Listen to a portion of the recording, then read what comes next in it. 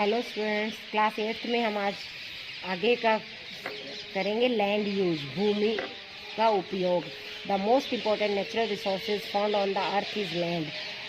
पृथ्वी पर अगर देखा जाए तो जो सबसे महत्वपूर्ण प्राकृतिक संसाधन है वह लैंड या भूमि है। Land can be used for various purpose such as agriculture, constructing factories, house making, roads, airports, laying railway tracks, mining, setting up industries. This is commonly term as land use.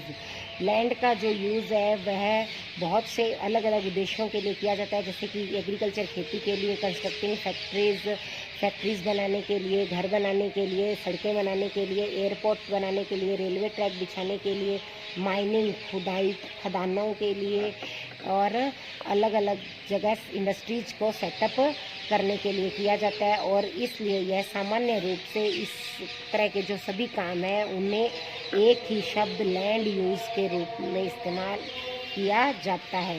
There are various factors of determine the use of land such a climate, soil types, topography, availability of minerals and waters.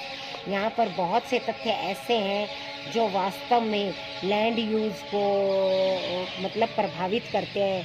Climate, जलवायु, soil type, मिट्टी के प्रकार, topography, level, availability, उपलब्धता और minerals, खनिज और water, पानी, इन सब के आधार पर मतलब ये सब जो तत्व हैं उसको प्रभावित करते हैं। Besides these geographical factors certain human factors such as government policies. इसके अलावा बहुत से भौगोलिक तत्व, बहुत से मानवीय तत्व जैसे कि सरकार की नीतियाँ, तकनीकों का विकास इत्यादि, ये सब भी बहुत महत्वपूर्ण भूमिका निभाते हैं भूमि के उपयोग करने के पैटर्न में।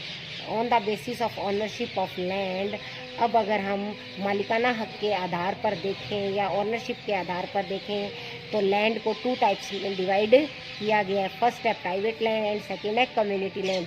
प्राइवेट लैंड यानी कि निजी, किसी एक सिंगल व्यक्ति की, और कम्युनिटी लैंड जैसे कि सामुदायिक रूप से पूरे परिवार की या फिर किसी एक जनजाति विशेष की। ऐसे private land, the land owned by the individual it uses and produce is the property of the owner। यह लैंड जिसका मालिक केवल एक इंडिविजुअल या कोई सिंगल व्यक्ति होता है और जिसका उपयोग संपत्ति के रूप में या उत्पादन के रूप में उसके ओनर के द्वारा ही किया जाता है। जैसे example, the house built on your plot of land is your property and is private land. जैसे कि आप किसी प्लॉट पर अपना घर बनाते हो तो वह आपकी प्रॉपर्टी है और वह आपकी प्राइवेट लैंड भी कहलाएगी। सेकेंड है कम्युनिटी लैंड, सामुदायिक भूमि। The land which is not owned by an individual but by a community. एक ऐसी भूमि जो कि किसी एक इंडिविजुअल की न होकर किसी कम्युनिटी विशेष की होती है। This land is commonly used for recreation, parks, shopping centres, hospitals, schools etcetera.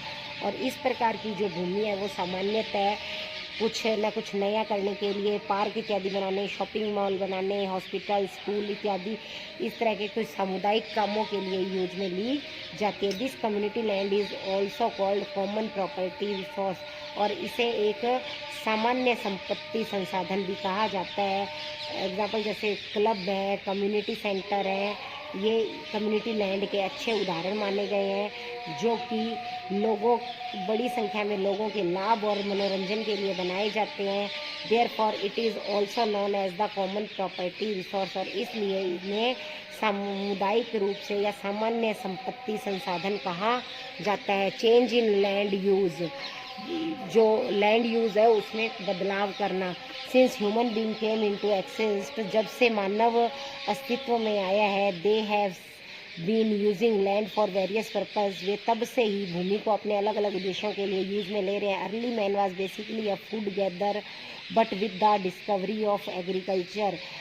पहले का जो मनुष्य है वह साधारणतः मतलब खाना इकट्ठा करने वाला माना जाता है, लेकिन जब से एग्रीकल्चर खेती की खोज हुई है, they started cutting trees to clear land for agriculture. तब से उन्होंने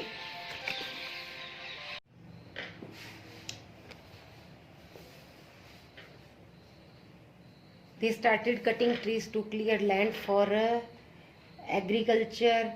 With the discovery of metal, they started mining, and eventually with the development of science and technology, man has changed the use of land to fulfill the demands and the needs of growing population.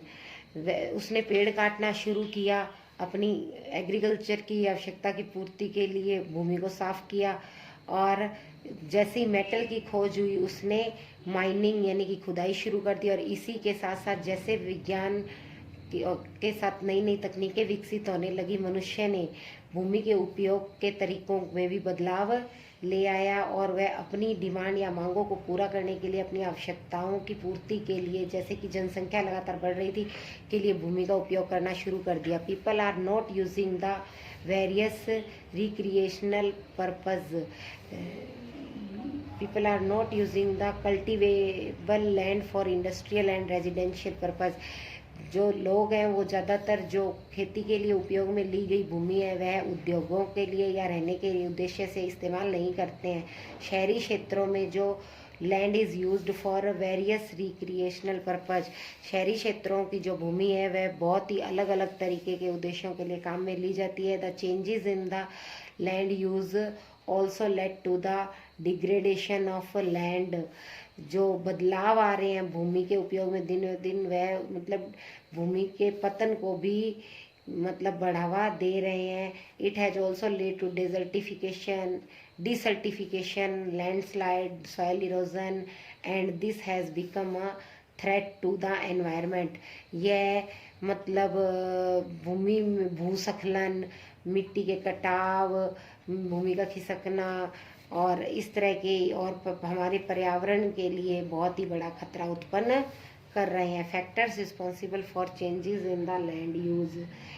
तथ्य जो कि भूमि के उपयोग को प्रभावित करने वाले हैं वे: एक्सपेंडिंग एग्रीकल्चरल एरियाज, कृषि के क्षेत्र में विस्तार करना, बिल्डिंग रेजिडेंशियल हाउसिंग कॉम्प्लेक्सेस, रहने के लिए बिल्डिंग बनाना, हाउसिंग कॉम्प्लेक्सेस वगैरह मतलब बड़े बड़े सोसाइटीज़ वगैरह का निर्माण करना, building road and dams, road और डैम बनाना, commercial area such as market, school, hospital etcetera, उनकी बिल्डिंग्स बनाना, फैक्ट्रीज़ और इंडस्ट्रीज़ की बिल्डिंग्स बनाना, रिक्रिएशनल एक्टिविटीज़ लाइक कॉम्प्लेक्सेस जैसे park, community centres, swimming pool, sports complex etcetera, इस सब की बिल्डिंग बनाना. फिर है लैंडस्लाइड, भूस्खलन.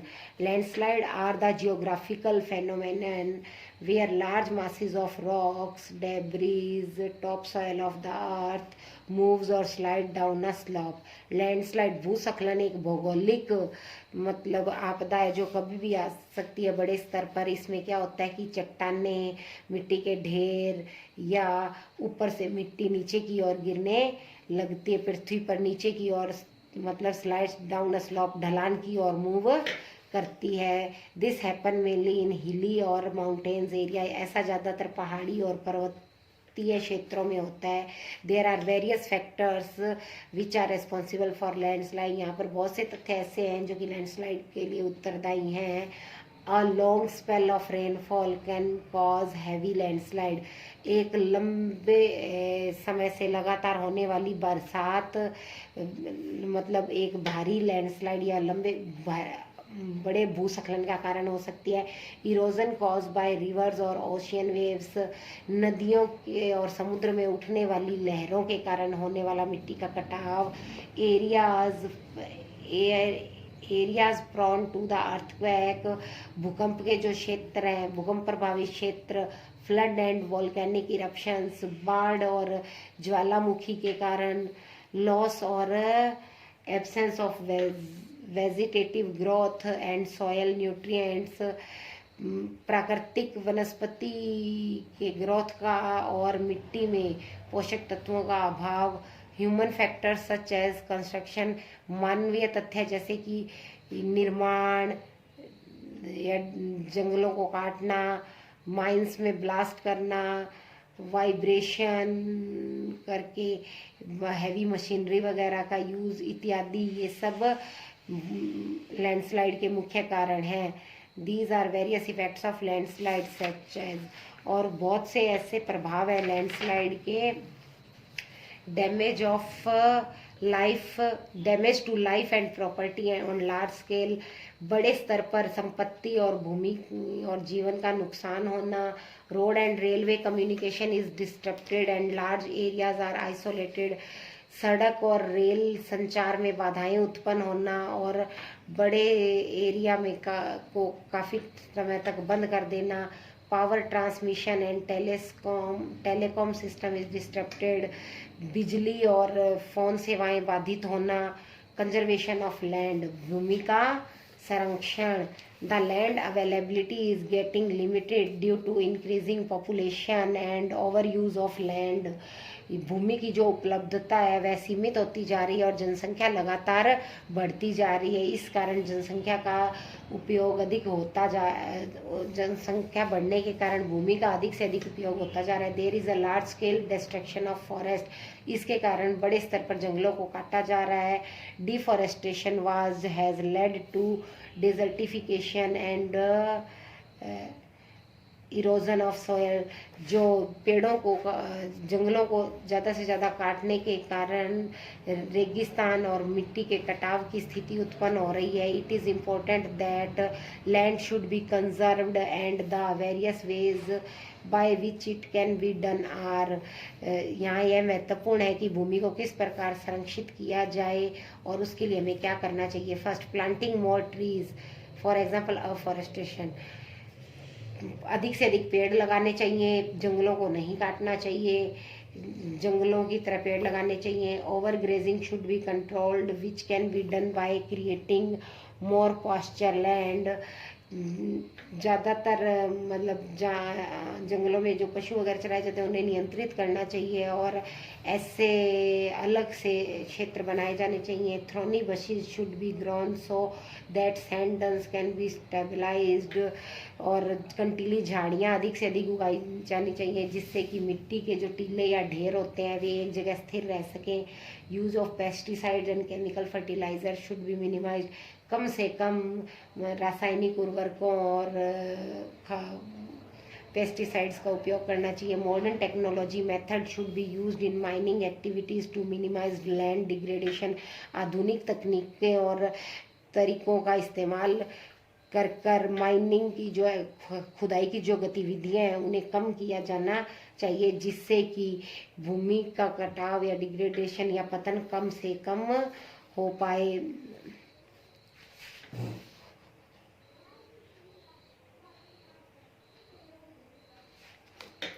सॉयल इज अ मिट्टी, वेरी इंपॉर्टेंट नेचुरल रिसोर्सेज। मिट्टी एक बहुत ही महत्वपूर्ण प्राकृतिक संसाधन है पृथ्वी के सरफेस पर, which is important for all the living organism, यह सभी जो जीवित ऑर्गेनिज्म है, जीव जंतु है, उनके लिए आवश्यक है। The thin topmost layer of earth surface made up of weathered rock particles, decayed matter of plants and animals is soil, भूमि पर जो इसकी सबसे ऊपरी लेयर पाई जाती है अर्थ के सरफेस की, उसे मतलब है रॉक पार्टिकल्स, चट्टानों के छोटे छोटे टुकड़ों से और पौधों और जानवरों के जो कण वगैरह उन सब से मिलकर बनती है। It takes thousands of years of soil to be formed, और इस प्रकार मिट्टी को बनने में हजारों वर्ष लग जाते हैं।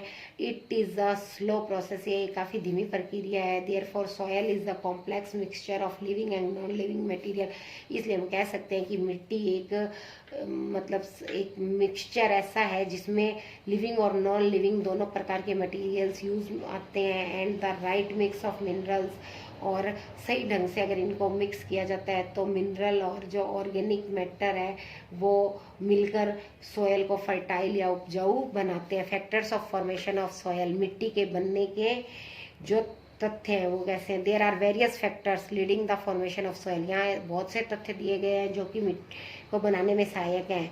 विच लीड, फर्स्ट है जैसे parent rock, it determines the texture, colour, mineral, chemical compounds and permeability, ये यहाँ से बनने शुरू होती है, इसे पेरेंट रॉक कहते हैं। यह उसका टेक्सचर कैसा रहेगा, कलर कैसा होगा, मिनरल मतलब कौन कौन से होंगे उसमें, केमिकल कितनी मात्रा में होगा, कौन कौन से कंपोनेंट्स मिलेंगे, और परमेबिलिटी कितनी मात्रा में होंगे उसका निर्धारण करते हैं। फिर है रिलीफ, इसके बाद आता है क्लाइमेट। क्लाइमेट में मतलब कैसा होना चाहिए, कितना टेम्परेचर होना चाहिए, कितनी वहाँ पर रेनफॉल होनी चाहिए, बरसात होनी चाहिए, और इसके अलावा वो वेदर को किस रूप में प्रभावित करते हैं, और वहाँ पर ह्यूमिडिटी कितना है, ह्यूमिडिटी से ह्यूमस मतलब कितना फॉर्मेशन के रूप में बनता है इससे। फिर है टाइम में आएगा determines the thickness of soil fertile, मिट्टी को उपजाऊ होने में कितना समय लगता है वो। फिर फ्लोरा एंड फौना, ये दोनों माइक्रो ऑर्गेनिज्म प्रकार की जो प्रजातियां हैं जो कि एक तरीके से ह्यूमस फॉर्मेशन को प्रभावित करती हैं।